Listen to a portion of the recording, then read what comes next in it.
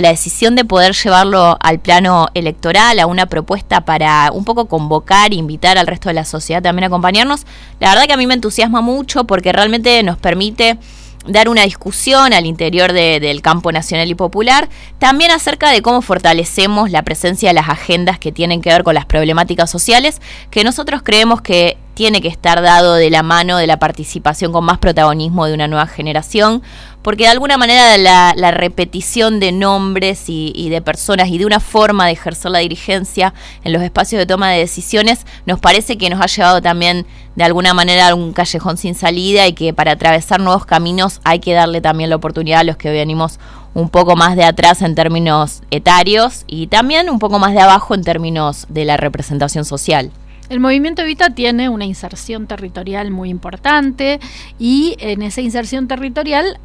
también entiendo que han sufrido esta estigmatización que hay sobre los sectores populares, que nosotros le decimos de la economía popular y otros les dicen de otras maneras. Sí.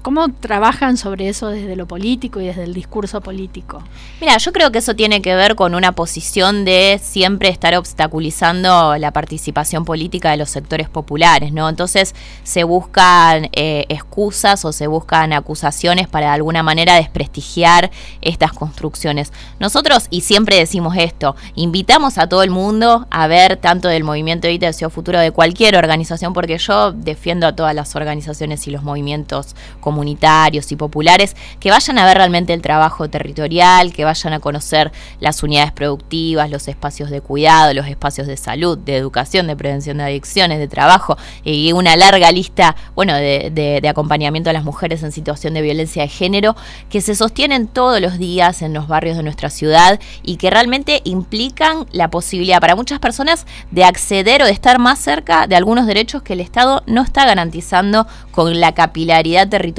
que tendría que tener. Eso también es una realidad y por eso se fortalecen o aparecen las organizaciones sociales, porque van a resolver cosas que tendrían que estar garantizadas por lo público y que muchas veces no están. Entonces me parece que hay que ir más hacia una idea de pensar un complemento, ¿no? entre lo público, entre la presencia estatal y la participación comunitaria, que también puede ser una participación política, porque estos sectores de la sociedad quieren tener también voz y quieren tener protagonismo y tienen mucho para ofrecerle a la política. Sí, yo pensaba que a nivel nacional hay una sola diputada cartonera, que es Natalia Saracho, y la verdad es que la subrepresentación es tremenda, porque en la sociedad hay un amplio sector que vive de la economía popular, que ha generado su propio empleo. ¿Cómo hacemos para mejorar esa representación de los sectores populares? ¿Ustedes en eso tienen propuestas, tienen acciones? Sí, creo que la subrepresentación de los sectores populares es absoluta, digamos, en términos de la dirigencia, como lo fue durante mucho tiempo la subrepresentación de las mujeres, y venimos dando una pelea muy fuerte y hemos logrado correr un poco ese límite, pero lo mismo sucede en términos de clase o en términos sociales, cuando nos ponemos a ver quiénes son, de dónde vienen, qué procedencia social tienen y también qué intereses representan, sobre todo quienes están en los espacios de toma de decisiones. Y ahí vamos a ver que hay mucha más representación de los sectores concentrados de la economía, de los sectores poderosos de los medios de comunicación, que de los sectores populares que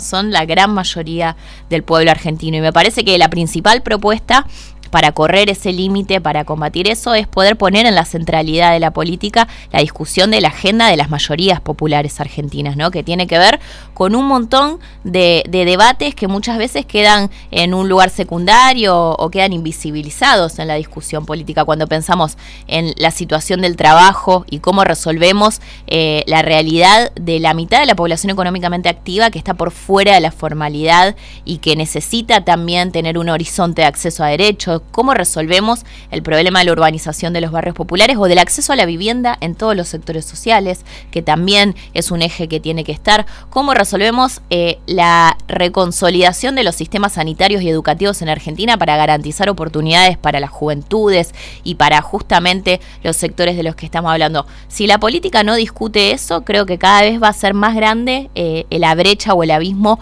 que separa a la sociedad de la política, que hace que muchas veces la sociedad deje de confiar en que efectivamente el Estado es el que puede garantizarle el acceso a un derecho o resolverle un problema. Y me parece que esa es una gran tarea. Y la verdad que creo que tenemos que ir en un camino en el cual cada vez más haya personas como Natalia Saracho ocupando esos lugares y pudiendo hablar en voz propia acerca de qué sucede con esos problemas y cómo resolverlos. Y Lucila, vos sos una militante, sos muy joven, pero con mucha trayectoria militante, y es evidente la derechización del panorama político y de las propuestas, digamos. Las propuestas de mano dura son las que más se escuchan, las propuestas hasta de privatización de la educación. Bueno, ustedes tienen otras propuestas, pero parecen menos audibles socialmente. ¿Por qué? ¿Cómo analizas ese fenómeno? Sí, lo primero, que ya no soy tan joven, tengo 37 años, pero lo digo siempre esto para también pensar en que los jóvenes no están en los lugares de decisión de la política, porque yo aún con esta edad soy la candidata más joven encabezando listas de diputados provinciales. Entonces, evidentemente, cuando se habla de la necesidad de que los jóvenes estén en la política, se está buscando mucho más conformar o tener una posición cosmética y hablar de los jóvenes, pero yo creo que hay que cambiar eso y que los jóvenes tienen que estar hablando también con voz propia para poner su agenda en discusión, ¿no? Eso quería decirlo porque es algo que me parece bastante grave. Porque además esta es una sociedad en la que los jóvenes tienen voz propia en las plataformas de streaming, o sea, no son jóvenes que no tienen nada para decir, solo que no lo están diciendo en los lugares de la representación política. Sí, totalmente, y aparte con esto que vos traes, digamos, de todas las transformaciones culturales que estamos viviendo por la incorporación de la tecnología y todo esto que realmente es un mundo nuevo y que el Estado tiene que tener capacidad de comprenderlo, inclusive tiene que comprenderlo para poder regularlo, y que si nosotros no traemos a quienes son nativos, digamos, culturalmente estos, también cada vez nos va a costar más poder entender eso, y coincido mucho en que la juventud está hablando, inclusive cuando vemos, no sé, las producciones culturales, musicales, que muchas veces son denostadas por algunas cuestiones. Yo lo que escucho ahí es que se dice muchísimo por parte de los jóvenes respecto de la realidad social, y me parece que hay que prestarle mucha más atención y darles mucho más protagonismo del que tienen. Totalmente, y además porque ignorándolos se los deja afuera. Sí. Pero la otra pregunta, porque nos quedamos, es cómo analizás esta derechización que hay en la política, donde parece que las propuestas más igualitarias quedan un poco marginadas. Sí, me parece que también lo que tiene como más éxito, más rating, son las propuestas que un poco traen soluciones mágicas o que hablan de la resolución de los problemas con una inmediatez que no es real o que después no se corrobora, digamos, en la práctica, en su ejecución. Cuando vamos a pensar, digamos, en el tema de la seguridad, por ejemplo, claro, es mucho más fácil entender y decir que hay que poner 5.000 gendarmes en las calles de Rosario, pero es mucho más difícil decir y que se entienda que necesitamos una reforma policial que nos permita tener una fuerza de seguridad provincial que tenga la capacidad y la eficiencia de hacerse cargo por sí misma, de resolver y de enfrentar los delitos con los cuales conviven los santafesinos en el territorio, ¿no? Entonces me parece que más políticas sociales. Por supuesto, lo pongo solamente en como estaba haciendo la dicotomía entre no traer gendarmes o invertir para recomponer una fuerza. Por supuesto que el problema de la seguridad no se resuelve sin una política de integración social que tiene que tener una dimensión y una escala prioritaria en términos de recursos, en términos de capacidad territorial, en términos de recuperación de la presencia del Estado, que hoy no la está teniendo en absoluto, y que me parece que, o sea, las dos cosas al mismo tiempo, o si no, no se resuelve, ¿no? La política de seguridad, la política policial al mismo tiempo y en la misma dimensión que la política social. Eso es lo que nos muestran las experiencias de los lugares que lo pudieron resolver, y eso es lo que creemos que tiene que suceder, porque si no, se ataca la consecuencia y no la causa, ¿no? del problema que tenemos. Justamente en la lista que vos encabezás a diputados, a diputadas y diputados provinciales, que Eduardo Toñoli encabeza gobernador, que Monteverde encabeza intendente y Mariano Romero a concejales, tienen una palabra que es clave en este momento de la ciudad, que es miedo, ¿no? Un futuro sin miedo. Sí. Y cómo se puede pensar en la política y cómo se puede proponer algo distinto de la política cuando lo predominante, por lo menos en la sociedad rosarina, es el miedo al otro. Sí, mira, nosotros cuando pensamos en el eslogan, nos pareció que era importante porque también se lo puede mirar en un sentido amplio, ¿no? Una parte tiene que hacer referencia a lo que estamos viviendo hoy los rosarinos y rosarinas, nos pasa a todos, cómo hemos modificado nuestros hábitos de vida, que incluso cada vez se va avanzando más si pensamos en la situación de las escuelas hoy y el miedo que aparece también en la organización de las familias para llevar a los chicos a la escuela, en las maestras que tienen que ir a trabajar y que no se sienten protegidas, pero cada uno y cada una de nosotros en cómo transitamos el espacio público, en cómo vivimos en nuestras casas y cómo esto va deteriorando, nos va encerrando, nos va individualizando cada vez más. Pero también queríamos poder pensarlo en otros dos sentidos, ¿no? Uno que tenga que ver con la posibilidad, en cómo el miedo obstaculiza la posibilidad de pensar un futuro desde lo material, desde lo económico, desde la inserción al trabajo, a la educación, cuando uno no tiene la certeza de llegar a fin de mes o de poder pagar el alquiler, cómo esa incertidumbre también impide la posibilidad de proyectar un futuro, de planificar un proyecto de vida. Pero además una dimensión más que tiene que ver en que necesitamos políticos sin miedo para resolver estas cosas, ¿no? Necesitamos políticos y políticas que tengan la capacidad de dar las discusiones que hay que dar, de dar las batallas que hay que dar, de también discutir y enfrentarse a veces con sectores del poder económico concentrado o de las mismas mafias que llamamos estas bandas que hoy controlan nuestro territorio, ¿no? Para eso también hay que tener valor, hay que tener valentía y hay que tener sobre todo convicción de que la política puede resolver esto, ¿no? Y que si quienes nos gobiernan van a estar constantemente manifestando su incapacidad o su imposibilidad y sus limitaciones de resolver los problemas, que es lo que estamos escuchando hoy, bueno, obviamente que la sociedad va a dejar de pensar que la política y el Estado pueden resolver un problema y para eso necesitamos políticos sin miedo. Sos diputada provincial en una Cámara que ha tenido sus particularidades, una gran fragmentación, una disputa evidente, pública con el Poder Ejecutivo Provincial actual, digamos. ¿Para qué le sirve a la ciudadanía tener diputadas y diputados provinciales con los que se sientan más representados? Bueno, me parece que para poder llevar estas discusiones tan trascendentes a la legislatura. Yo hago un análisis muy crítico de este proceso de 4 años en términos institucionales en Santa Fe, inclusive del rol de la legislatura, que no tuvo grandes conquistas en términos de sanción de leyes. Creo. De hecho, la ley de reforma policial nunca se trató. No, nunca ni se discutió. Claro. Hubo creo que una sola reunión en la Comisión de Seguridad y después nunca más. Pero digo, la legislatura fue incapaz de discutir y de sancionar leyes trascendentes para los problemas que tienen los santafesinos, por sus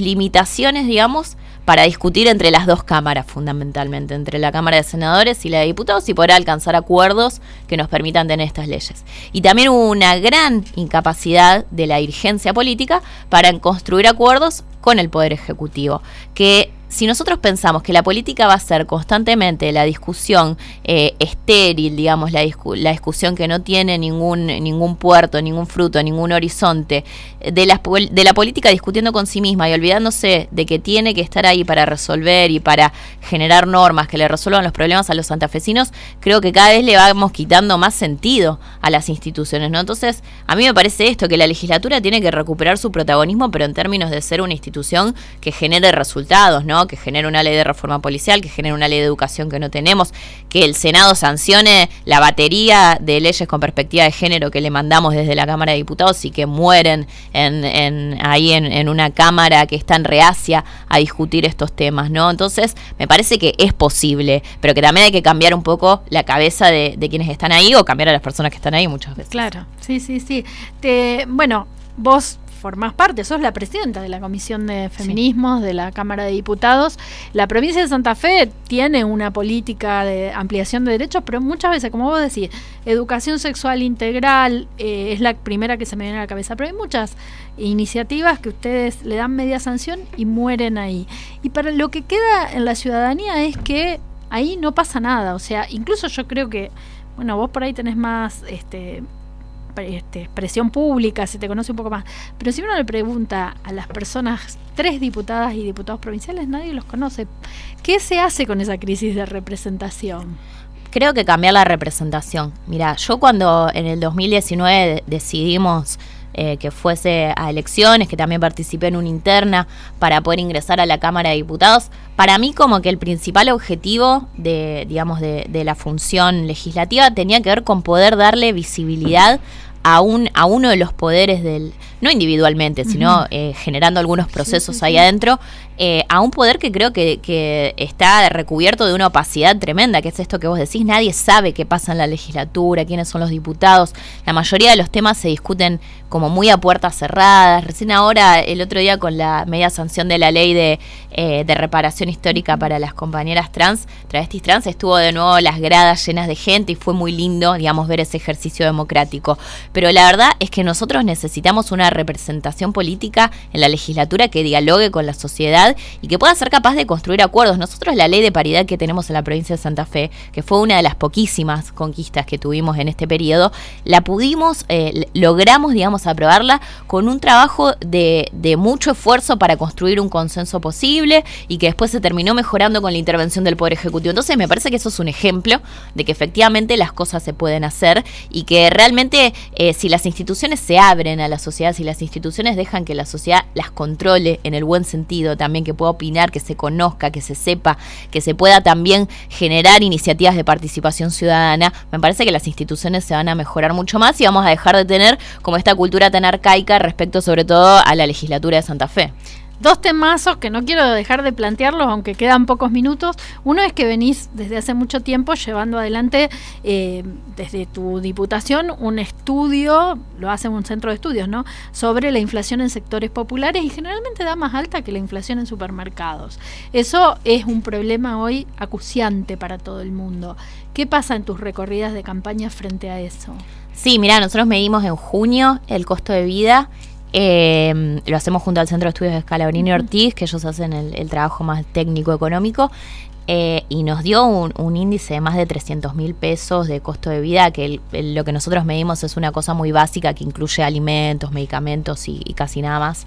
Y la verdad es que uno piensa cómo eso se compara con los ingresos que tiene la media de los sectores populares de Argentina y es absolutamente inalcanzable, ¿no? Y eso es lo que también uno recibe. Cuando recorremos los barrios y hablamos con la gente, los problemas son seguridad, violencia y economía, ¿no? La economía doméstica, el bolsillo, el peso que no alcanza. Y me parece que es el principal problema en términos macroeconómicos de Argentina, cómo se cierra y se achica esa brecha entre el costo de vida y los ingresos de los argentinos, y tiene que ver con la recuperación del valor de nuestra moneda, y tiene que ver también con poder plantearnos una redistribución del ingreso mucho más equitativa en Argentina, porque además estamos teniendo esta situación en una economía, en una dinámica económica que todavía no es recesiva. Si bien en este año se vienen un poco frenando los índices de crecimiento, los 2 años anteriores, 21 y 22, tuvimos una dinámica de crecimiento de la economía, incluso de generación baja, pero generación de puestos de empleo en el trabajo formal. Entonces lo que pasa ahí es que evidentemente la captación de las riquezas que se está generando se está dando por un sector muy concentrado de la economía, y a la gran mayoría de los argentinos, sectores populares, sectores medios, no les está llegando este proceso de recuperación económica, y ahí me parece que hay que agudizar la mirada del planteo político, del proyecto económico respecto de cuáles son las herramientas de redistribución que vamos a tener, empezando por la más clásica, que es la puja redistributiva que dan los sindicatos con la discusión paritaria, pero después cómo esto le llega al resto, porque repito lo que dije en un momento anterior, tenemos 40 y pico % de la población económicamente activa fuera de la formalidad. Entonces hay que pensar, creo yo, nuevas instituciones, nuevas normas, nuevos instrumentos para que la redistribución pueda alcanzar a una gran mayoría de los argentinos. Lucila, un gusto como siempre escucharte, recibirte. Estamos con Lucila de Ponti, ella encabeza la lista de diputadas y diputados provinciales de Un Futuro Sin Miedo y bueno, se presenta ahora como precandidata en las PASO. Muchas gracias. No, muchas gracias a vos, Sonia, un gusto. Hasta luego.